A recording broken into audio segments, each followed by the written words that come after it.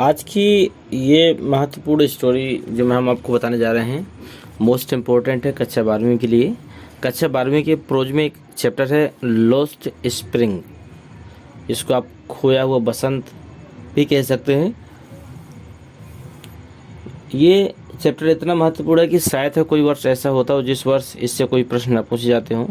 लेकिन चैप्टर तो सबको ही पढ़ देता है, लेकिन सबसे पहले हमें चैप्टर से पहले उसके नरेटर के बारे में भी जानना जरूरी है कि आखिर वो क्या थे, उनकी सोच क्या थी। कई बार मैंने बच्चों को देखा है कि बच्चे एक बात बोलते हैं, चैप्टर बहुत बोरिंग है।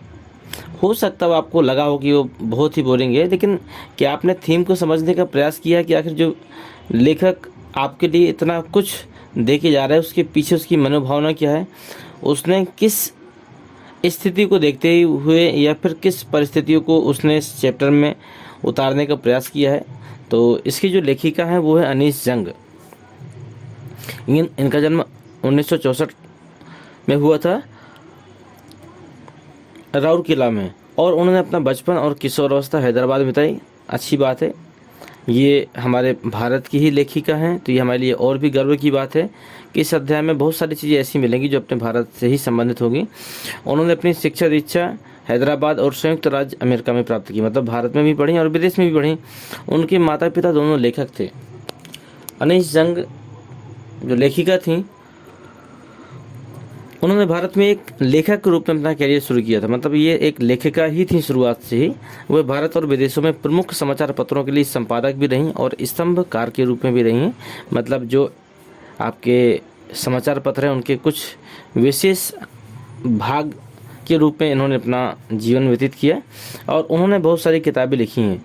और जो ये अपने लॉस्ट स्प्रिंग जो आप अध्याय देख रहे हैं, यह अध्याय एक छोटा सा भाग है किसका, स्टोरीज ऑफ स्टोलन चाइल्डहुड। मतलब स्टोरीज बने कहानी, ऑफ स्टोलन बने खोए हुए, चाइल्डहुड बने बचपन। बचपन में खोए हुए जो दिन है, जो समय है, उसका एक छोटा सा पार्ट आपको दिखाने जा रहे हैं लॉस्ट स्प्रिंग के माध्यम से। यहाँ पर उन्होंने जो बात की है वो गरीबी, मतलब भीषण गरीबी और परंपराओं का विश्लेषण किया है। ये किस प्रकार हमारे भारत में जो गरीब तबके के लोग होते हैं उन्होंने किस प्रकार अपना जीवन यापन किया है, या फिर उनके बच्चे जो जीते हैं वो किस प्रकार जीते हैं, कितने अभाव में उनका जीवन गुजरता है। उनके लिए क्या बसंत, क्या होली, क्या दशहरा, क्या तीज त्यौहार, कुछ भी नहीं। उनका हर दिन ऐसा होता है कि हर दिन जब वो मेहनत करेंगे, जब वो मजदूरी करेंगे तब वो खाना पाएंगे, अन्यथा इनको ये भी मिलने वाला नहीं है। जो इन बच्चों के शोषण और जीवन की ओर दे जाती है। मतलब ये जो कहानी है वो कहीं ना कहीं उन गरीब बच्चों के लिए, उन गरीब बच्चों के बारे में बताई गई है जो वास्तव में बहुत बुरे जीवन जी रहे हैं। चलिए मैं कुछ चित्र दिखाता हूँ आपको। इस चित्र से समझिएगा कि क्या इन चित्रों को देख के लगता है कि क्या इन बच्चों का ये जो उम्र है, ये जो समय है, ये इन बच्चों की काम करने की उम्र है। आप पहले, दूसरे, तीसरे, चौथे बहुत सारे चित्रों में आप देख सकते हैं कि इतनी कम उम्र में इन बच्चों को क्या करना चाहिए। आप एक बार कमेंट बॉक्स में ज़रूर बताएं इधर, ये अगर आपको भी लगता है कि वास्तव में इन बच्चों का जीवन एक बुरी दिशा में जा रहा है, तो आप बताएं कि ये बच्चे क्या कर सकते हैं। वही चीज़ इस चैप्टर में आप लोग पढ़ने वाले हैं। इतनी कम उम्र में ये बच्चे कूड़ा करकट, जैसे हम लोग सोना ढूंढते हैं, अगर हमें मालूम हो जाए कि हमारे घर में सोना दबा हुआ है तो हम लोग हो सकता है पूरा घर खोद कर फेंक देंगे उस सोने को निकालने के लिए।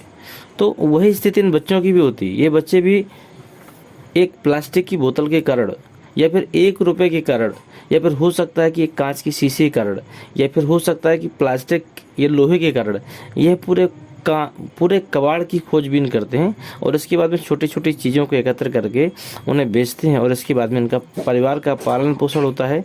ये अपने परिवार का खर्च चलाते हैं और कहीं ना कहीं अपना भी खर्च चलाते हैं। ये सब काम करने के पीछे इनकी कोई मजबूरी भी हो सकती है। कुछ बच्चे मजबूरी के रहते रहते इसको एक प्रोफेशन बना लेते हैं और वो जीवन पर्यंत इसी काम पे लगे रहते हैं और अपना जीवन व्यतीत कर लेते हैं। इसके बाद में कई बार हम आप लोगों में से कई लोग ऐसे होते हैं जो इन बच्चों से मिलते हैं और इनको झूठा आश्वासन देते हैं, इनको उम्मीदों में बांधते हैं, और इसके बाद में ये बच्चे भी हमसे उन उम्मीदों को गले लगा बैठते हैं, और बाद में जब हम उम्मीदें नहीं पूरी कर पाते तो फिर हम लोग शर्मिंदा होते हैं। तो इस तरह ये बच्चे समझ जाते हैं कि हमारे जीवन में कुछ भी नया परिवर्तन होने वाला नहीं है और वो इन्हीं परिस्थितियों का अपना जीवन मान लेते हैं। तो ये महत्वपूर्ण स्टोरी आप लोग देखेंगे, तो बस आप इसके आगे देखते रहिए, वीडियो को स्किप मत करिएगा। आनंद इतना आएगा कि आप स्टोरी को चाहे कर भी छोड़ नहीं पाएंगे। लेकिन हमारा भी आपसे एक प्रॉमिस है कि हमारी गारंटी है कि पूरी स्टोरी आपको समझ में आएगी, लेकिन आप इस स्टोरी को स्किप ना करें। अब हम चलते हैं चैप्टर की ओर। चलिए देखते हैं अध्याय को। अध्याय में जो मैंने नरेटर के बारे में था, जो लेखिका थी, उसके बारे में मैंने आपको बताया। इसमें यहाँ से आपके अध्याय की स्टार्टिंग हो जाती है। Something I find A rupees in a garbage. सबसे पहले थोड़ा सा कहानी बता दूं। यहाँ पे एक लड़का है जिसका नाम साहिब है। वह कूड़ा बीनने का काम करता है और जहाँ वह कूड़ा बीनने जाता है, यहाँ पर कहीं ना कहीं जो बात है लेखिका कर रही हैं कि जो एक लड़का है वो मेरे आसपास कूड़ा बीनने आता है और वहाँ से लेखिका का कुछ संवाद होता है, बातचीत होती है उसके साथ में। धीरे धीरे उस बच्चों से या फिर उस बच्चे से कुछ मित्रता हो जाती है, बातचीत का सिलसिला बढ़ जाता है और उसके बारे में चीज़ें पूछने जांचने का काम चालू हो जाता है। और इस तरह बहुत ही इंटरेस्टिंग स्टोरी है, आनंद आएगा आपको, पूरा देखिएगा। शुरुआत करते हैं। Some time I finds a rupees in the garbage. Some time माने कभी कभी, आई फाइंड माने मैं पा जाता हूँ, ए रुपीज माने एक रुपया, इन द गार्बेज माने कचड़े में। मतलब वो लड़का बोलता है, जो साहिब है, वो बताता है कभी कभी मुझे कचड़े में 1 रुपये मिल जाता है। Why do you do this, why do you do this, तुम ऐसा क्यों करते हो। मतलब ये लेखिका कह रही हैं उस लड़के से कि why do you do this, तुम ऐसा क्यों कहते हो। आई आस्क साहिब, मैंने साहिब से पूछा, whom आई एनकाउंटर, जिसका मेरे से सामना होता है, एवरी मॉर्निंग मैंने प्रत्येक सुबह, स्क्राउचिंग मैंने होता है खोजते हुए, for gold in the garbage. मतलब I encounter every morning scrounging for the gold in the garbage. मतलब जिसका उस गार्बेज में, कचड़े में खोजते हुए मेरा सामना होता है। क्या खोजते हुए, गोल्ड माने सोना।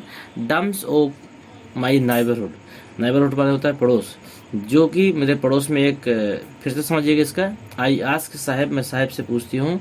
हुम आई इनकाउंटर, जब मेरा सामना होता है। एवरी मॉर्निंग मैंने प्रत्येक सुबह। स्क्राउचिंग मैंने खोजते हुए। फॉर गोल्ड मैंने सोने को। In the garbage dumps of my neighbourhood, मतलब जो मेरे पास में जो कूड़े का ढेर है, वहाँ से वह व्यक्ति, मतलब वह लड़का जो वहाँ पर सोना खंगालने का, ढूंढने का प्रयास कर रहा है, उससे मैं पूछती हूँ। क्या पूछती हूँ, यही चीज़ पूछती हूँ कि तुम ये क्या करते हो। मतलब ये लाइन आपको उल्टा पढ़नी पड़ेगी। Saheb left his home, Saheb बताता है, क्या बताता है कि Saheb left his home long ago, कि साहेब बहुत ही पहले अपने घर को छोड़कर निकल आया। साहेब लेफ्ट, साहेब ने छोड़ दिया है। हिज होम माने अपने घर को, लॉन्ग एगो माने बहुत लंबे समय पहले। सेट एडमिस्ट, सेट माने स्थित है, एडमिस्ट माने बीच में। The green field of Dhaka, जो कि ढाका के हरे भरे खेतों के मध्य में स्थित था। हिज होम माने उसका घर। Is not even a distance memory, उसका जो घर था, हिज होम उसका घर, इज नॉट बहुत दूर, इवन ए डिस्टेंस मेमोरी उसका घर जो उसके दिमाग से या फिर उसके मेमोरी से बहुत दूर हो गया था। देयर वर मैनी स्टॉर्म, यहाँ पर बहुत से तूफान आए। दैट स्वेप्ट, जो कि बहा ले गए। अवे माने दूर। दियर फील्ड्स एंड होम, जो उसके घर को और खेतों को बहुत दूर बहा ले गए, या फिर वह इन चीज़ों से बहुत दूर हो गया है। आगे देखिएगा। हिज मदर, उसकी माँ। टेल्स हिम, उसकी माँ ने उसे बताया। What why they, what why they left, मतलब उसकी माँ ने उसको ये बताया था कि यही कारण है कि उन लोगों ने अपना घर छोड़ दिया है। लुकिंग फॉर गोल्ड, और गोल्ड की तलाश करने लगे हैं। इन द बिग सिटी, मैंने बड़े शहरों में। वेयर ही नाउ लिव्स, जहाँ पर वही समय रह रहा है। तो उसने बताया कि जहाँ, इसलिए उसकी माँ ने जब बताया था कि इसलिए हमने घर को छोड़ा है, तब से वे बड़े शहर में सोने की तलाश में आ गए हैं, जहाँ पर वही समय रहता है। उम्मीद है मुझे यहाँ से लेकर यहाँ तक आपको समझ में आ गया होगा। यहाँ से लेकर और यहाँ तक का अर्थ आपका हो चुका है। इसके बाद देख लेते हैं। I have nothing else to do. I have nothing, मेरे पास कुछ नहीं है, एल्स टू डू मतलब कह सकता है मेरे पास कुछ भी नहीं, एल्स टू डू जो मैं करूं, तो आप यहाँ पर कह सकते हैं मेरे पास कोई भी ऐसा काम नहीं जो मैं करूं। ही मोटर्स, इसका मतलब होता है बुद बुदाना, वह बुद बुदाया। लुकिंग अवे, निगाह बचाते हुए, वह निगाह बचाते हुए कुछ बुद बुदाने लगा। तो फिर लेखिका क्या कहती हैं, गो टू स्कूल, स्कूल जाओ। आई से ग्लैबली, आई से ग्लैबली, मैंने सहज रूप से उससे कहा। रियलाइजिंग, फिर महसूस हो जाता है, मतलब लेखिका ने पहले तो उससे ये कह दिया कि आप स्कूल चले जाओ, लेकिन आप मुझे बताइए कि कितने बार ऐसा होता है कि हम गरीब बच्चों को या फिर भीख मांगने वालों को हम सलाह दे देते हैं। कई बार हम लोग कह देते हैं कि आपका शरीर इतना अच्छा है कि आप काम नहीं कर सकते हो। किसी भी भिखारी को हम कई बार, मतलब ये बात हमारे समाज में अमूमन से हो गई कि यदि कोई ऐसा व्यक्ति आपके यहाँ भीख मांगने आए, जो व्यक्ति थोड़ा सा हष्ट पुष्ट है, तो हम सलाह देने से नहीं चूकते हैं, तुरंत कहते हैं कि आपके हाथ पैर इतने बढ़िया हैं, आप लोग काम नहीं कर सकते हो। यदि बच्चा कोई आपके यहाँ भीख मांगने आए तो आप तुरंत कह देते हो कि आपके पढ़ने लिखने की उम्र है, आपके माता पिता ने आपको किस काम में लगा दी है। तो हो सकता है कि कुछ जगह ऐसा होता हो जहाँ इसको प्रोफेशन माना जाता हो, लेकिन बहुत जगह ऐसा होता है जहाँ ये बच्चे और ये बड़े व्यक्ति मजबूरी में इस काम को करते हैं, क्योंकि यह भीख मांगना और कूड़े का काम करना या इस तरह के काम को करना ये आसान काम नहीं है, हर व्यक्ति नहीं कर सकता है। ठीक है, तो ये इतना मुश्किल काम देखने में आसान लगता है कि किसी से मांगने पर भिक्षा मिल जाती है, लेकिन जब 10-20 के आगे हाथ फैलते हैं तब कहीं एक व्यक्ति देता है, वो भी देता है या नहीं देता है इसके बाद में ये बच्चे या ये भिखारी पूरे दिन में कितनी बार कितने लोगों के एडवाइस को सुनते हैं, इसके बाद भी वो अपना सर झुका के काम में लगे रहते हैं। तो ये कहना आसान हो जाता है कि स्कूल जाओ या फिर इस काम को कर लो या उस काम कर लो, लेकिन ये वास्तव में कठिन होता है। इसी को हम लोग देखने जा रहे हैं। गो टू स्कूल, लेखिका ने क्या कहा, गो टू स्कूल, स्कूल जाया करो। आई से ग्लैबली, मैंने सहज रूप से बोल दिया, लेकिन फिर क्या हुआ, रियलाइजिंग, मैंने महसूस किया। इमीडिएटली, मैंने तुरंत महसूस किया। क्या महसूस हुआ, हाउ हालो, ये कितनी खोखली है। द एडवाइस, मैंने सलाह, मस्ट साउंड, मतलब मेरे मुंह से जो भी शब्द निकले हैं उसका जो साउंड है वह कितना खोखला है, ये मुझे तुरंत महसूस हो गया। मतलब जो बात मैंने बोली वह बात मुझे तुरंत महसूस हो गई। अब ये खोखला साउंड क्या होता है समझिएगा। खोखले साउंड का अर्थ है यहाँ पर झूठी सांत्वना देना। अब मैंने कहा कि स्कूल चले जाओ, यह बात कहने में कितना आसान थी, लेकिन इसके बाद सोचिए कि हो सकता है उसके घर में माँ बीमार पड़ी हो सकता है उसके घर में कुछ और भी समस्याएं हो सकती हैं, वह बालक कैसे स्कूल से आ सकता है। हो सकता है कि वही बच्चा अपने घर के पालन पोषण का सहारा हो, तो नहीं हो सकता ये सब चीज़ें, या फिर हो सकता है कि कुछ और कारण हो जिस मजबूरी से वो इस काम को कर रहा है। तो ये जो सांत्वना होती है, खोखली सांत्वना, यह गरीब लोगों को पूरी दुनिया देती है। आपने भी कई बार देखा होगा कि जब आप किसी सरकारी दफ्तर में जाते हैं तो आपके सामने आपको फॉर्म को ले लिया जाता है, लेकिन आपके सर को घुमाते ही, मतलब आप जैसे ही ऑफिस से दूर हुए आपका फॉर्म डस्टबिन में चला गया। कई सरकारी बाबू ऐसा करते हैं कि आपकी बात को वजन में न रखते हुए आपको झूठी तसल्ली दे देंगे कि हाँ आपका काम हो जाएगा, और फिर इसके बाद में आपका काम नहीं होता है। आप कई जगह जाते हैं, आपको तसल्ली दे दी जाती है कि हाँ ऐसा आपके साथ हो जाएगा, लेकिन बाद में नहीं होता है। बाद में उन्हीं बातों को हमें दोबारा दोहराना पड़ता है। तो ये थी खोखली सांत्वनाएं जो इस बच्चे को दी जाती है, उसको तुरंत महसूस भी हो जाता है। आगे देखिएगा, देयर इज नो स्कूल, यहाँ कोई भी स्कूल नहीं है। इन माई नेबरहुड, मैंने मेरे पड़ोस में। वह बालक तुरंत कहता है, इस बात को सुनने के बाद में वह बालक तुरंत कहता है कि there is no school in my neighbourhood, मेरे पड़ोस में कोई स्कूल नहीं है। When they build one I will go, मेरे पड़ोस में कोई विद्यालय नहीं है, जब कोई एक विद्यालय बनवा देगा तो आई विल गो, तो मैं ज़रूर जाऊंगा। तो फिर लेखिका को नहीं रहा गया, उसने क्या कह दिया, if I start A school, यदि मैं स्कूल बनवा दूं तो विल यू कम, तुम आओगे। आई आस्क हाफ जोकिंग, उसने आधे मजाक के मूड में कहा। तो वो क्या कहता है, यस, हाँ। ही सेज, उसने कहा हाँ मैं आऊँगा। स्माइली ब्रॉडली, वह हृदय से हंसने लगा, मतलब वह अंतरात्मा से बहुत खुश हुआ और उसने क्या कहा, हाँ मैं आऊँगा। ए फ्यू डेज लेटर, कुछ दिनों के बाद, आई सी, मैं देखती हूँ, हेमा ने उसको, रनिंग अप टू मी, कि वह दौड़ते हुए मेरे पास आ रहा है। इज योर स्कूल रेडी, और मेरे से क्या पूछता है कि आपका स्कूल तैयार हो गया है।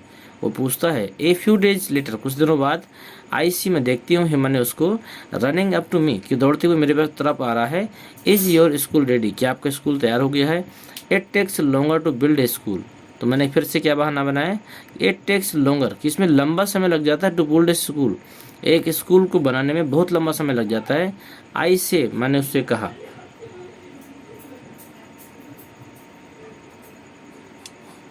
मैंने क्या कहा कि एक स्कूल को बनने में बड़ा लंबा समय लग जाता है, लेकिन फिर क्या था, एम्ब्रेस्ड मतलब मैं लज्जित हो गई, eight having made a promise कि मैंने जो उसको प्रॉमिस किया था, मतलब मैंने उसको जो भी प्रॉमिस किया था वो कैसा हो गया, दैट वाज नॉट मीन्ट, इसका कोई भी अर्थ नहीं निकला, मतलब मैंने उससे जो भी वादा किया था उस वादों का कुछ भी नहीं हुआ।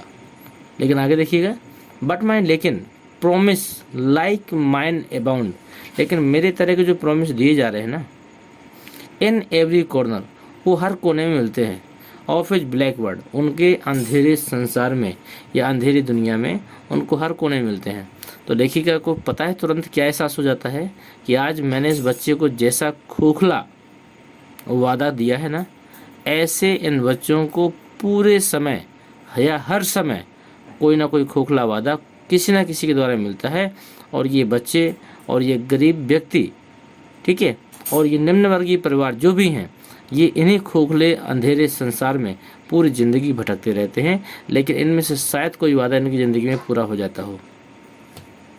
बट माइन लेकिन, फिर से देखिएगा, बट माइन लेकिन प्रोमिस लाइक माइन, लेकिन मेरे तरह के जो वादे होते हैं अबाउंड इन एवरी कॉर्नर, इनको प्रत्येक कोने से दिए जाते हैं, मतलब इनको हर व्यक्ति इसी प्रकार के खोखले वादे देता है, ऑफ इज ब्लैक वर्ड उनके इस अंधेरे संसार में उनको हर तरफ से इसी तरह के खोखले वादे प्राप्त होते हैं। चलिए आगे बढ़ें हम लोग।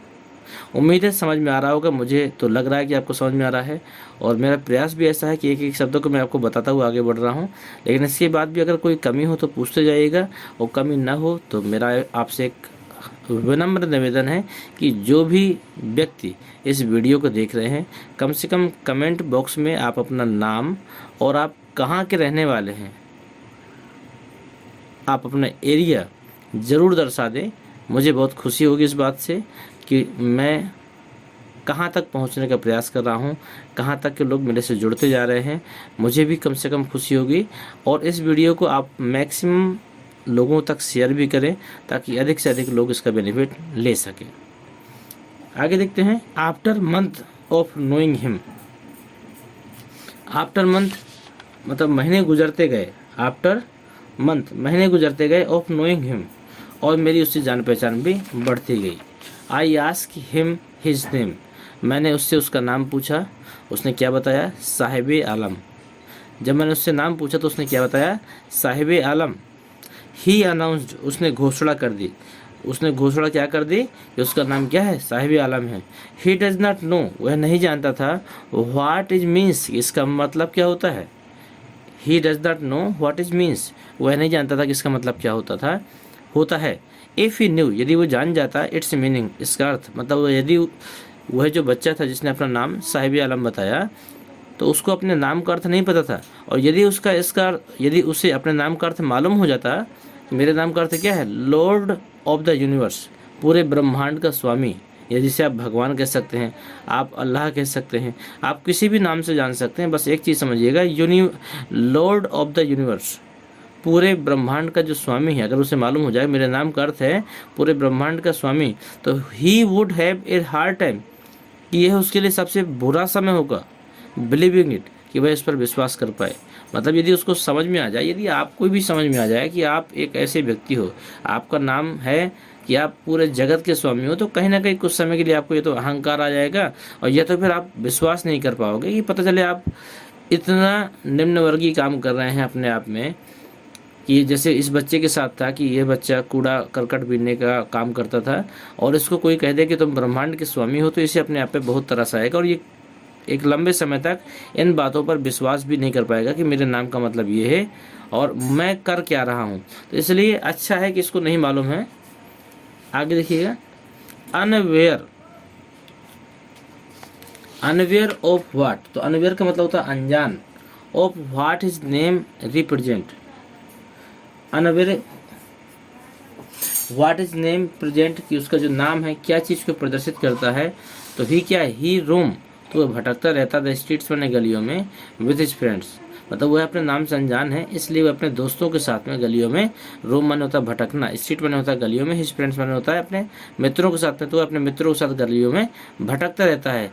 एन आर्मी, एक आर्मी की तरह, एक सेना की तरह, ओ बेयर फुटेड बॉय, एक नंगे पैर के, मतलब नंगे पैर के जो लड़के हैं उनकी जो टोली है उसके साथ वो गलियों में घूमता रहता है।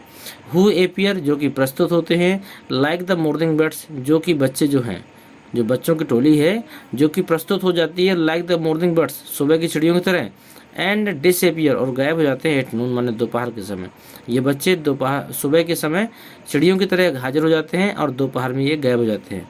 ओवर द मंथ्स, महीने गुजरते गए, I have come to recognise each of them, recognise तो माने होता है पहचाना, ईच ऑफ देम माने होता है उन सभी को, मतलब महीने गुजरते गए और मैंने कहीं ना कहीं उनमें से सभी को पहचान लिया था। यहाँ तक आपका हो गया है, उम्मीद है समझ में आ गया होगा। यदि नहीं समझ में आ गया है तो मैं एक बार दोबारा बता दूं आपको।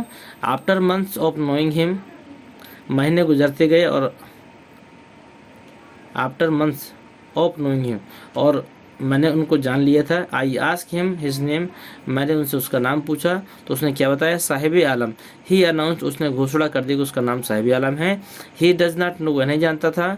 व्हाट इज मीन्स, किसका मतलब क्या होता है। If he knew it means, यदि वो अपने नाम की मीनिंग जान जाता कि उसके नाम का मतलब लॉर्ड ऑफ यूनिवर्स, ब्रह्मांड का स्वामी होता है, तो he would have a hard time believing it, तो उसे इस पर विश्वास करने का मतलब सबसे बुरा समय होता। अनअवेयर, अनअवेयर माने अनजान था। व्हाट इज नेम रिप्रेजेंट, कि उसके अपने नाम से जो था वही व्यक्ति अनजान था, तो ही रोम्स में भटकता था द स्ट्रीट में, गलियों में, with his friends an army of bare footed boys, तो उसने एक बेयर फुटेड नंगे पैर वाले लड़कों की टोली के साथ में वह गलियों में भटकता रहता था। Who appear like the morning birds, वह सुबह के चिड़ियों की तरह वहाँ पर प्रस्तुत होते थे या आ जाते थे, एंड डिसअपियर एट नून, और दोपहर में गायब भी हो जाते थे। ओवर द मंथ्स, महीने गुजरते गए, I have come to recognise each of them, और मैंने उनमें से लगभग सभी को पहचान लिया था। आगे देखिएगा, what are not you wearing chappal. अब फिर से उसने पूछ बैठी, आई आस्क वन, मैंने एक से पूछा कि why are not you wearing chappal, कि तुमने चप्पल क्यों नहीं पहन रखी है। तो वो क्या कहता है, my mother did not bring them, मेरी माता, डिड नॉट मैं नहीं, ब्रिंग देम मैंने उनको उतारती है, मेरी माता जी उनको नहीं उतारती हैं, डाउन फ्रॉम द सेफ, मेरी माता जी उन चप्पलों को सेफ से नहीं उतारते हैं। ही आंसर सिंपली, उसने साधारण रूप से कह दिया कि मेरी माता जी उन चप्पलों को सेफ से नहीं उतारते। सेफ का मतलब आप लोग ताड़ समझते हो, अलमारी समझते हो, आप जो भी समझते हो कि जो अलमारी टाइप में कटी होती हैं, सभी के घर में होती हैं। मैं क्या कहूँ सेफ को हिंदी में, आप लोग समझ लीजिएगा कि सेफ पे वो चप्पलें रखी हैं और वो कहता है मेरी माता जी नीचे नहीं उतारती। उसने सहज रूप से उत्तर दिया, even if did not he will through of ads another, लेकिन तभी क्या हुआ, एड्स अनदर, दूसरा व्यक्ति क्या बोलने लगा, इवन इफ शी डिड, यदि वह इसे दे देगी तो he will throw them off, तो ये इसको फेंक देगा। और दूसरा व्यक्ति तुरंत बीच में बोल पड़ता है कि यदि ये चप्पल इसको मिल जाएगी तो ये क्या करेगा, उसको फेंक देगा। व्हेन आई कमेंट, जब मैंने यह कमेंट किया, ऑन इट माने उन लोगों से, तो ही सफल्स, तो वह सफल्स माने हिला रहा था, इस फीट माने अपने पैरों को, एंड सेइंग सेज नथिंग, और लेकिन वो कुछ नहीं बोला। मतलब वह जब मैंने उससे कमेंट की, जब मैंने उससे पूछा तो वह अपने पैरों को हिला रहा था और उसने कुछ नहीं कहा। आई वांट शूज, मुझे जूते चाहिए। सेज ए थर्ड बॉय, तीसरा लड़का बोलता है कि मुझे जूते चाहिए। Who has never owned a pair all of his time, उसने अपने जीवन में कभी भी एक जोड़ी जूता नहीं पहना है। ट्रैवलिंग अक्रॉस द कंट्री, अब क्या कहती है आपकी लेखिका, क्या कहती हैं, ट्रैवलिंग मैंने यात्रा की है अक्रॉस द कंट्री, पूरे देश की। आई हैव सीन चिल्ड्रन, मैंने बच्चों को देखा है वॉकिंग बेयर फुटेड, नंगे पैर टहलते हुए देखा है। इन सिटीज, मैंने शहरों में। ऑन विलेज रूट्स, और गांव की सड़कों में भी मैंने बच्चों को बिना किसी चप्पलों के मैंने देखा है। It is not lack of money, ये सब ऐसा नहीं कि धन के बिना नहीं है।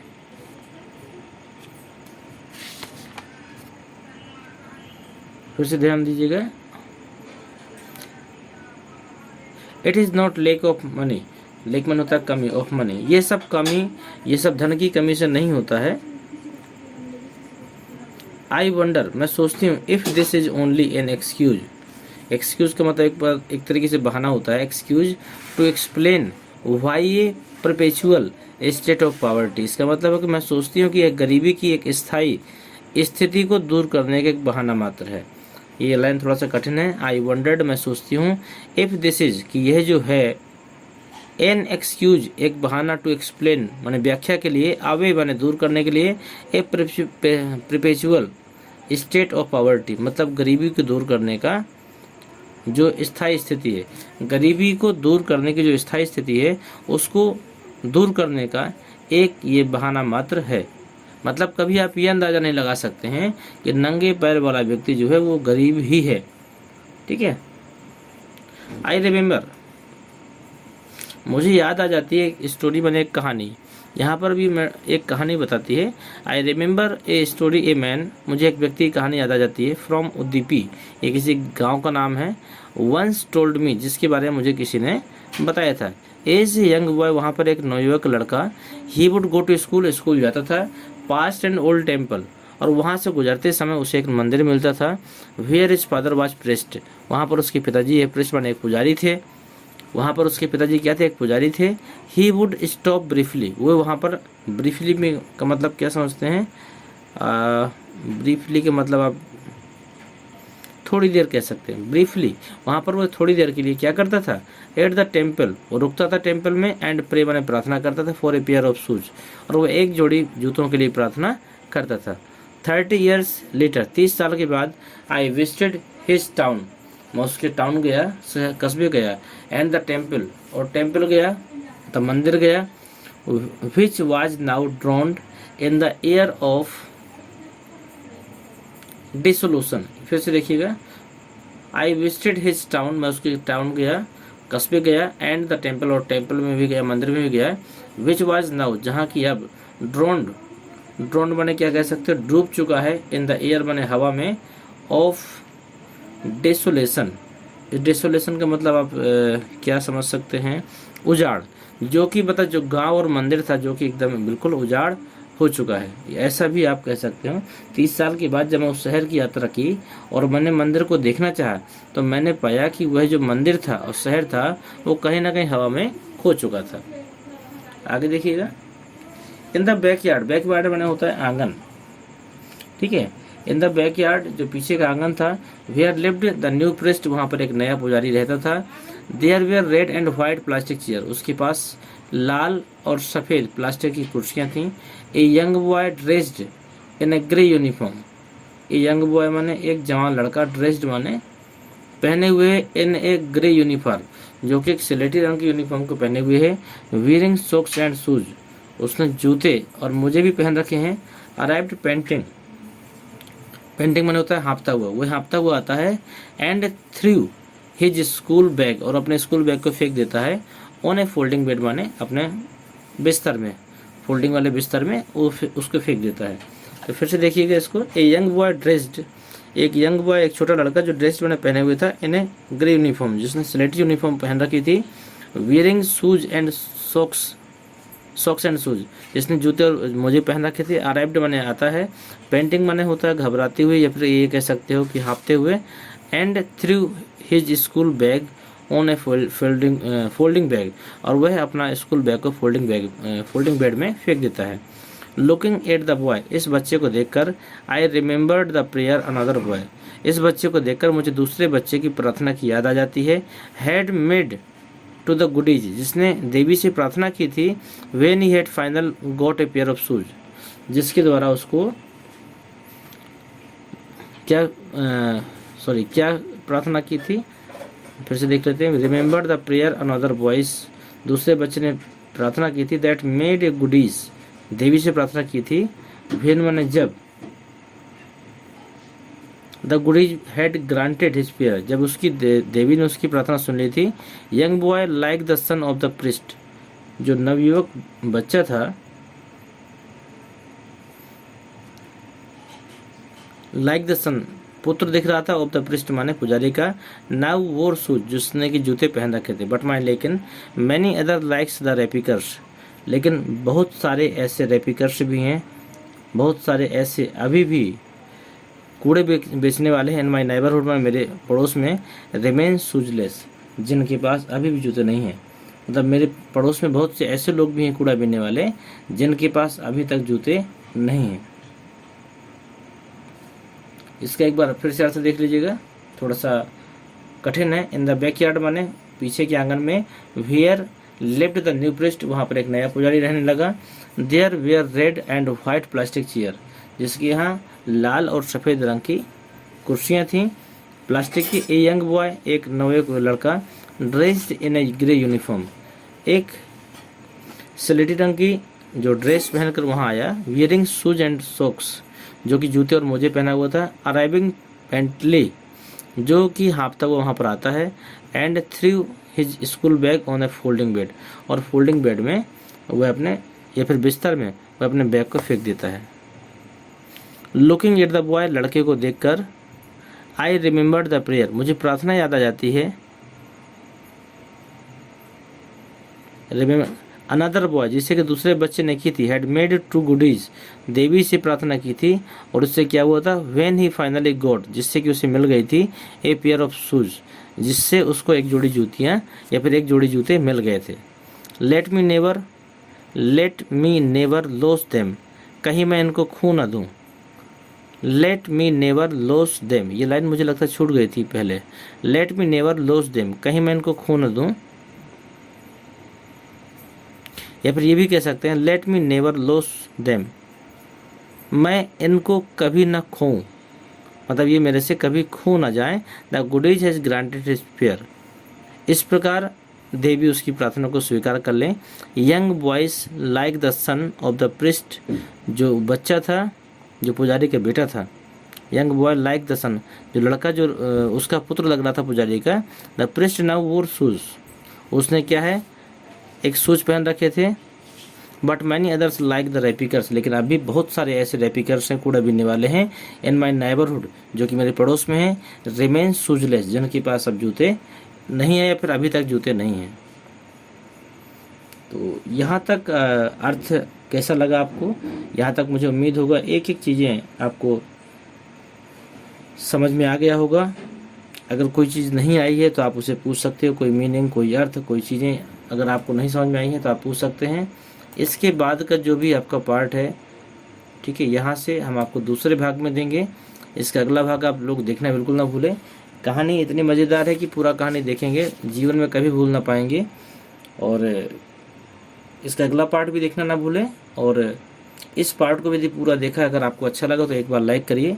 और मेरी जो एक प्रार्थना आपसे थी कि आप कम से कम अपना नाम और कहाँ से हैं आप जो वीडियो को देख रहे हैं, आप अपना एड्रेस ज़रूर भेजें। कम से कम मुझे खुशी हुई इस बात की कि ये वीडियो को कहाँ तक के व्यक्ति देख पा रहे हैं। धन्यवाद।